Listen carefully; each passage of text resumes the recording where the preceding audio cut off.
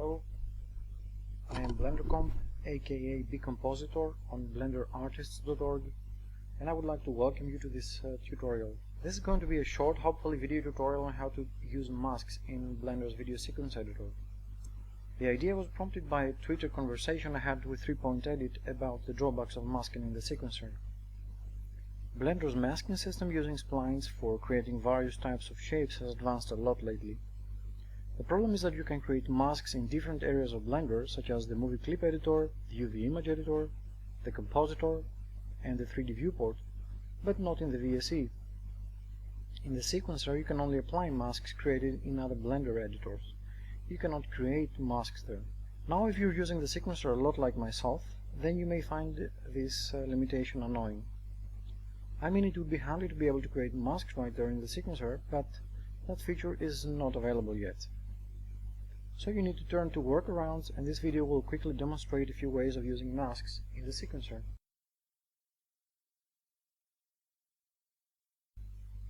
So let's get started. I will demonstrate 4 different ways of using masks. I will use first the movie clip editor and demonstrate 2 ways of using masks over there, and then I will use the UV image editor and demonstrate how to use masks in conjunction with movie clips and image stills. I have loaded the shot in the sequencer. I haven't used proxies or anything. So let's say that I have actually trimmed it a bit because it's a bit longer. I have trimmed it a bit, so let's say that we need to create a mask, and suppose that the focal point in this particular shot is this sculpture over here. For whatever reason, it doesn't really matter in this case. So what I would like my mask to do is to follow this particular artifact over here. I will first use the movie clip editor for doing this. Now, I have chosen this the movie clip editor for this particular case because this is like the easiest thing to do. So I will first load the clip on the movie clip editor, and like I said, this is the easy case because there is a one-to-one correspondence in frames between what I see in the movie clip editor and what I get from the image preview of the sequencer. So if I scrub my timeline, there's like one-to-one correspondence. So this is like the easy part. I mean, there's nothing complicated about this. I can create a new mask and call it, let's say, tree mask or something. Whatever, I mean, it doesn't really matter. And then I can go to the first frame of the shot and control-click and create a mask, close the mask, activate self-intersection check. Well, let's pretend this is the mask that I meant to create. I mean, this is not really about masking per se, but how to use masks, so I will not really pay much attention to the creation per se. Now what I need to do, let's say that I would like to create a feather. So I create a feather using a relatively long radius. Of course, if I scrub I mean the focal point, the object of my shot leaves the frame, so I have to find a way of following it, or tracking it. Now there's 2 ways of doing this. One is to do it manually, and this is what I will shortly demonstrate here, and the other is of course to use a tracker.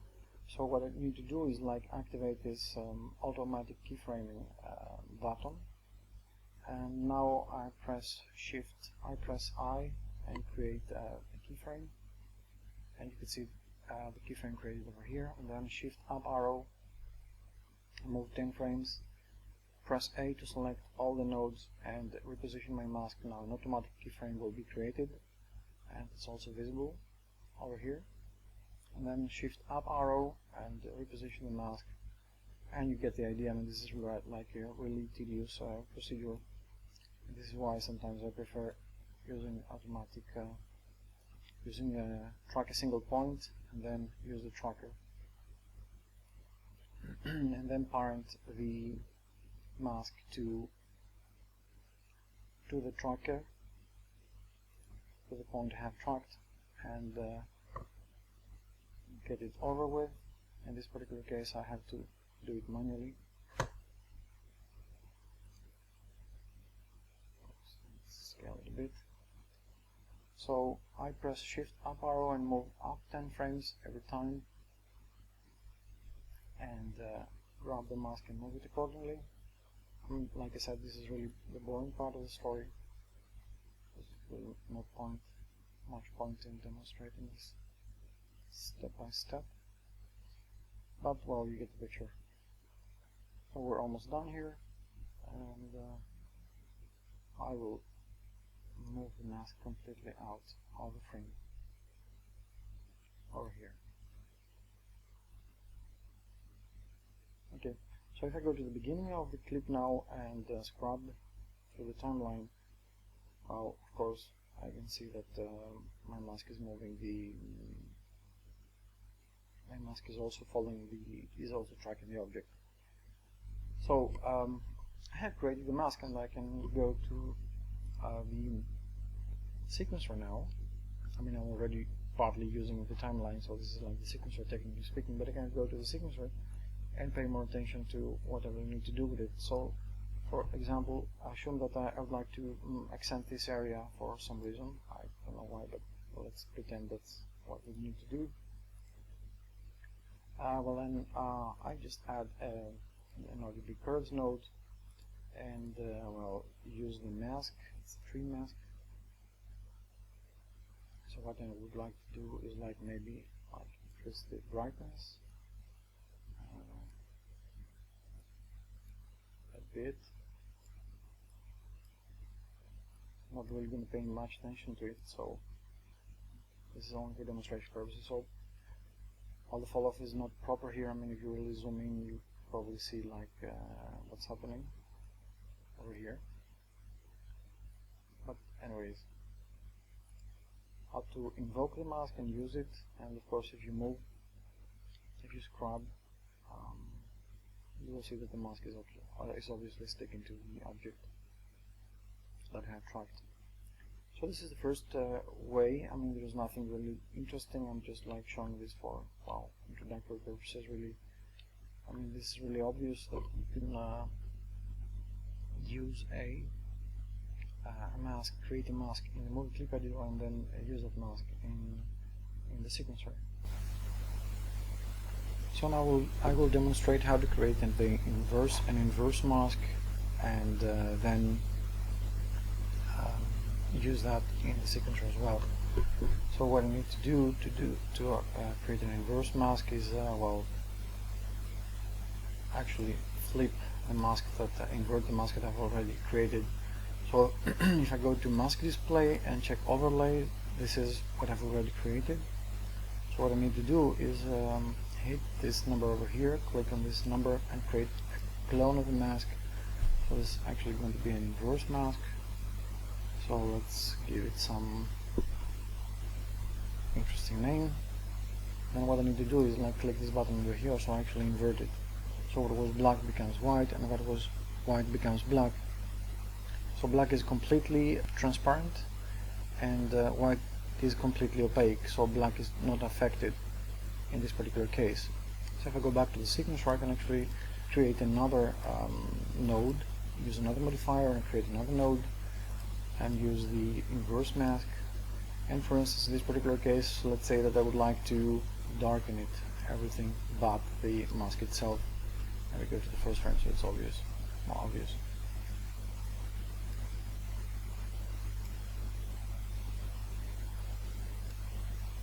Now if I go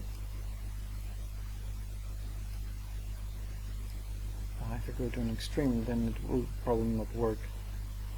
It will probably be off.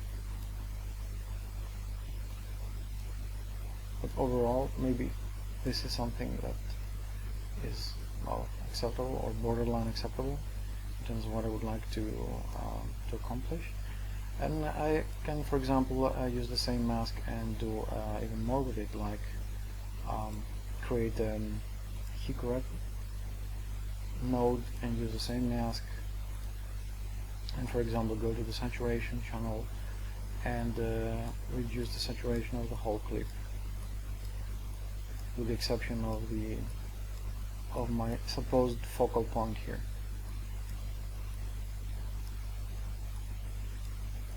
Right, so this is what I have accomplished. So if I turn the mask on and off, you see that now it's becoming desaturated,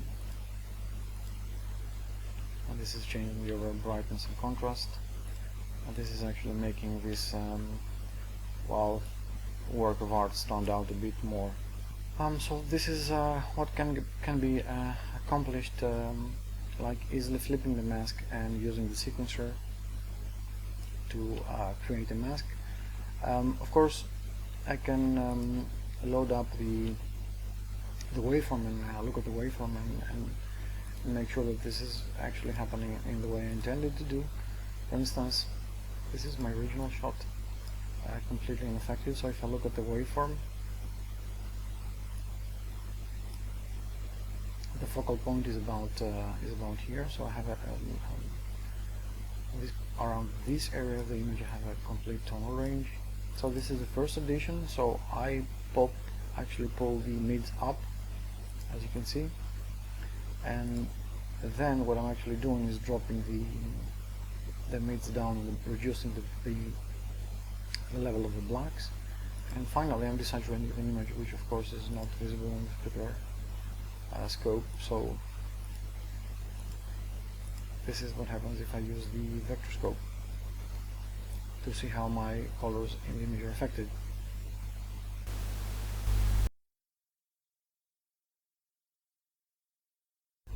Alright, so now we move on to demonstrating what happens when we need to use a mask which is created in the movie clip editor, but when we have no correspondence between the actual clips. So this is where we left off, and there is, like we said, a one-to-one correspondence between the movie clip editor and the video sequence editor. I mean, we're using the general timeline here as our frame of reference. So the first frame, let's say, which one is 38, the movie clip editor, because of the way we have set this, because it starts at frame 1, and this is like the global frame 1, corresponds exactly to frame 1 in the timeline. So in this particular case, frame 38 corresponds to, in the movie clip editor, corresponds to frame 38 in the sequencer. So this is how it works. But this is the least likely scenario to happen, right? The most likely scenario is this. For example, I have loaded another clip, of course, in the sequencer, and as I scrub from one to another, well, you see the sequencer updating the data that it's getting from this particular window over here, the video sequencer window, but there is no way to communicate this information to the movie clip window because the strips are not linked. So I switch from one to another, and I have proper update here, but I mean over here, I mean what I view is the trimmed part of the first movie clip. So that's a problem. I mean, I cannot create a mask. So what is the trick in this particular case is that I have to first load the clip. So clip, open clip. So I have loaded the clip. Now what I need to do is have to go to the footage settings window. I have to set the proper start frame. And what is the proper start frame? I go to the earliest cut, and well, this is the starting frame. So this clip starts at frame 362. So I hover this field, Control C, and copy this value, and I go to this field over here and press Control V. And now what I have actually done is I have set the correct starting frame. Now, I mean, you see that there is again, because of this setting that I have just adjusted, there is a one-to-one correspondence between the frames in the movie clip editor and the sequencer. So, I mean, now it's relatively easy to create a mask in the movie clip editor and then again use it in in the sequencer, let's say that we would like to create a vignette or something.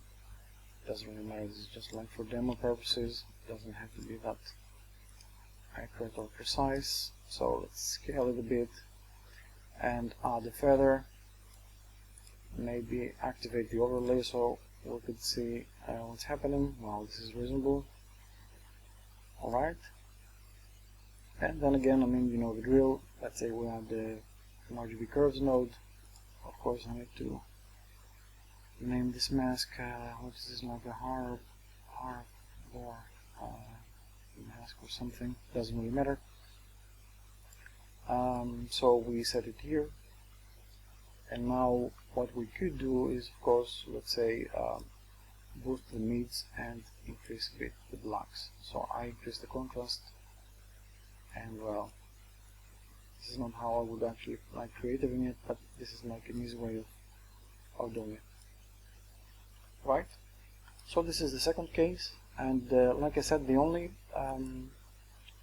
tricky part is that I have to realize that to make the movie clip editor material video correspond to the sequencer video, all I have to do is just like copy over this value, the starting frame value, from the sequencer and from the timeline window to this field over here, and then I mean it should work out of the box.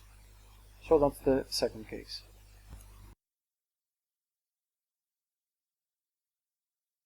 Alright, now I will proceed to demonstrating how to use masks, but not using the movie clip editor. I mean, this is not what I would usually do. I mean, I would turn to the movie clip editor only if I would like to track a point in the frame and then parent a mask to the point. So this is like the automatic tracking that I talked about earlier in this video.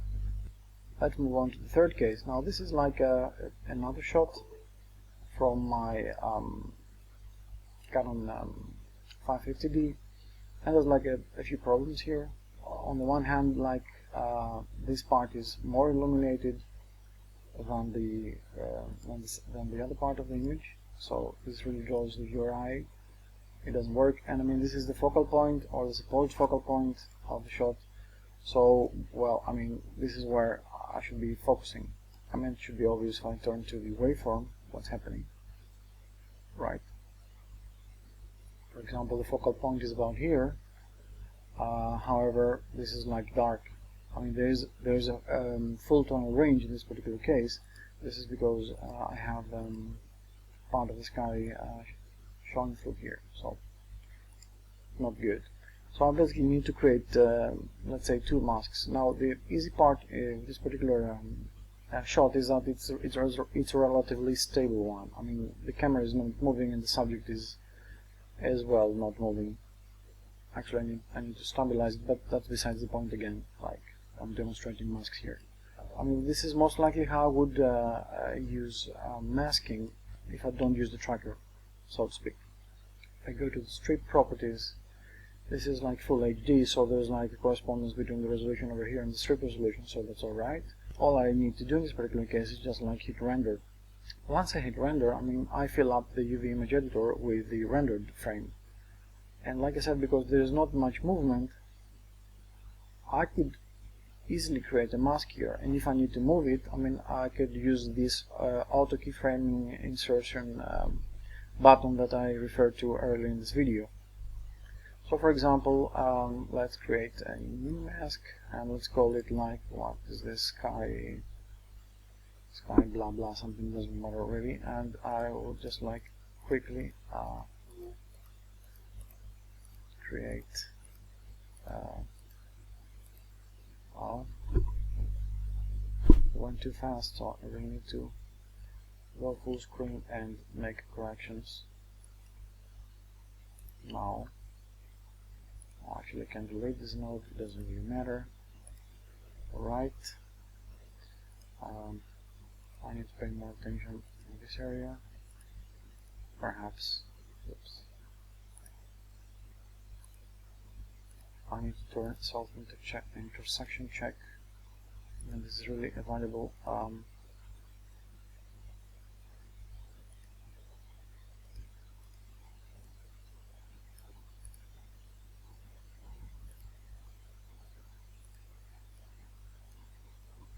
so I mean, I don't want to be wasting your time with this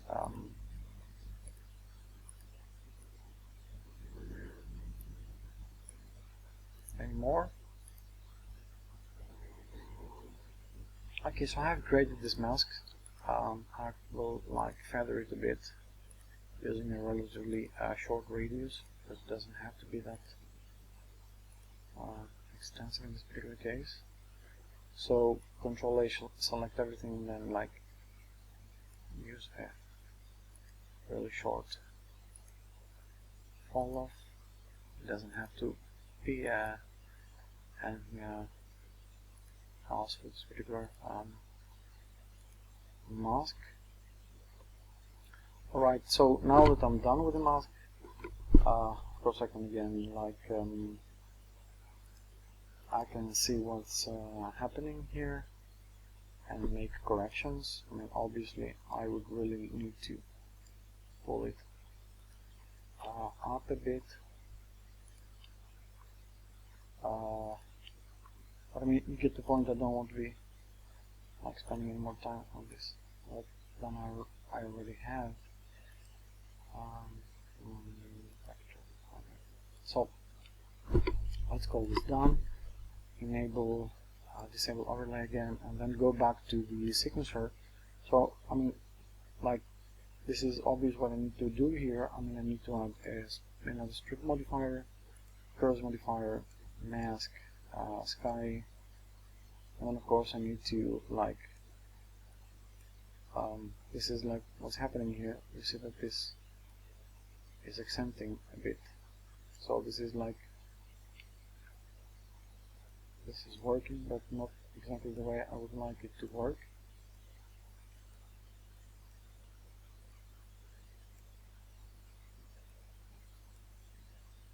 I don't like it. Alright. Well, let's pretend, because I'm in quite a hurry right now, let's pretend that this is doable, and let's confirm with the vectors, with the waveform. So this is with the modifier disabled, so you see this part of the image which corresponds to the sky. And if the modifier is disabled, the brightest part of the image is in this area. But with the modifier enabled, I mean, I have crashed, I lowered the mids and the blacks a bit. So this is probably working in the right direction. I mean, I need to tweak it a bit more. But like I said, that's besides the point.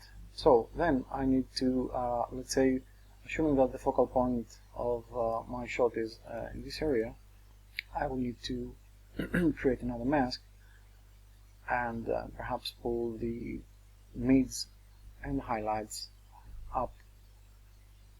Okay, so I will go to and create another mask, go to this UV image editor window, and then create another mask. Again, it's not going to be anything fancy.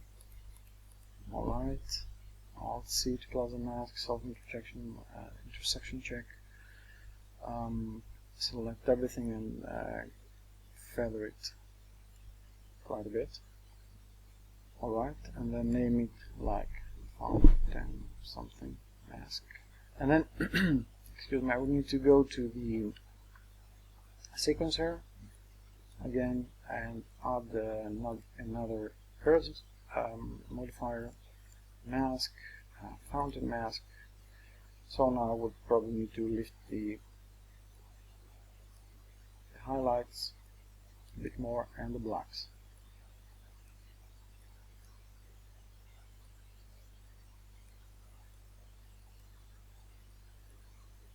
Now pretend that this is what I need to do. It's besides the point. I should try to do any real color correction in real time. Not really prepared for this at the moment. And let's call this done. Let's pretend this is what we really need to do. a quick confirmation by looking at the waveform. This is with the modifier, right? So if this is the focal point of my image, if I look at here, this is the focal point of my image. Obviously, well, there is a full tonal range, like I said before, but that's probably because of the sky that is like showing through here, and perhaps the highlights on the water, like the light is reflected off the water, and so this is it, and this is with the mask applied. So you see that the whole range has been like increased. If I wanted to be, let's say, more accurate, I probably would have to like reframe the mask like this. Refresh. Didn't really change that much in the waveform, but I mean it's obvious both from looking at the waveform and from looking at the actual image that so this is the original shot. Dim a bit the sky, reduce the brightness over here, and do the exact opposite for the focal point of my shot. So this is how I would normally work with the sequencer if I would like to use masks.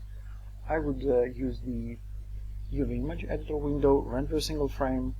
I mean, there is some movement here, but I mean, I could easily, like, you know, render another frame, for example here, and then see if I need to make adjustments. I can insert a keyframe or activate the automatic keyframe insertion.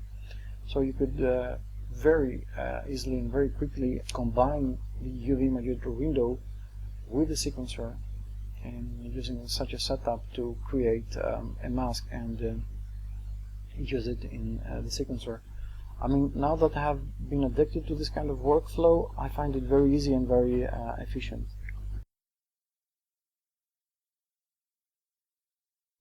Alright, and now we'll move on to the final part of this video, and I will be demonstrating how to use masks with static images. Now these are two images that I will be using for this purpose. I'm going to use the VSC transform tool because it corrects the aspect ratio and such. So this is the image of the wolf. Again, now I mean it should be obvious what I need to do, like render frame and then create a new mask. Let's call this wolf mask, obviously, and then go full screen and start creating a really tight mask here. I realize that I'm overdoing it with the mask, so I don't want to be wasting your time.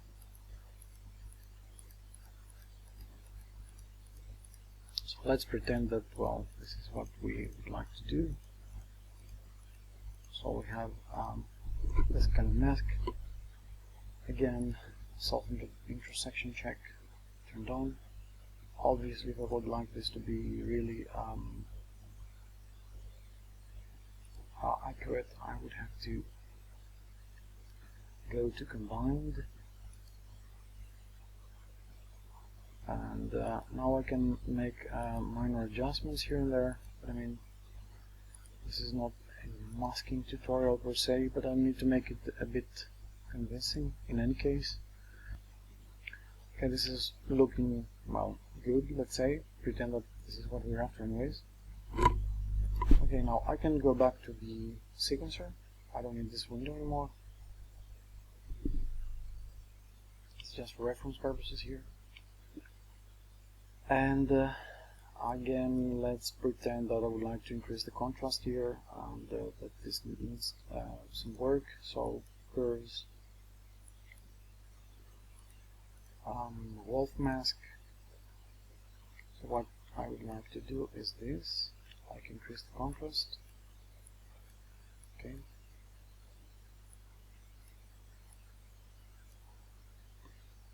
I can now invert the mask, call it mask. So this is the inverted mask. I clone it and then hit this button over here and confirm visually that this is actually happening. Alright, so I can use another street modifier, again curves. I can actually I should be naming them so I know what's actually happening. So this is the BG thing.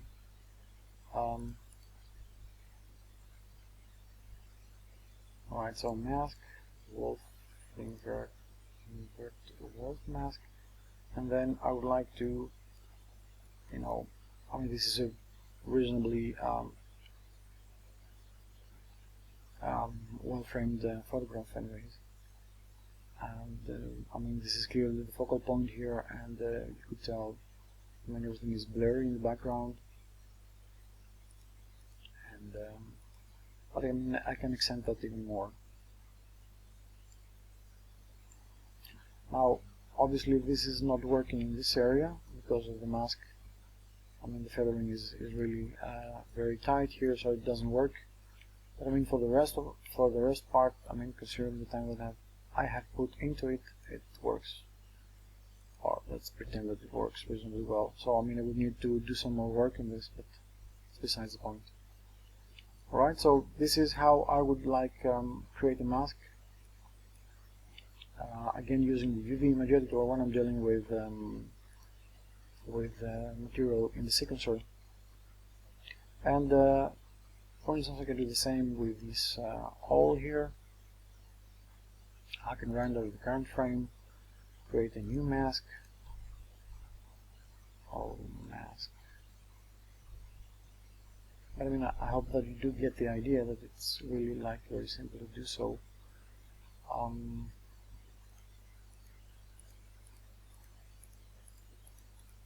So again, I can very quickly create a mask and then create a very tight, very short feather. Self-intersection check as always. Let's have a look at it. Well, again, it needs a bit of work in order to make it more tight. But anyways, this is the idea. Anyways, now I can go back to the sequencer, and again I can, for instance, add another curve node. I keep calling these nodes, actually it's like a modifier. All mask, and of course I can for instance, increase its contrast and its relative brightness. Considering the time that I've actually spent on this is probably reasonable. And again, I can invert the mask and darken the background using the same principle. So I need to add another strip modifier. Again, curves modifier, mask. What is it? More mask. Right.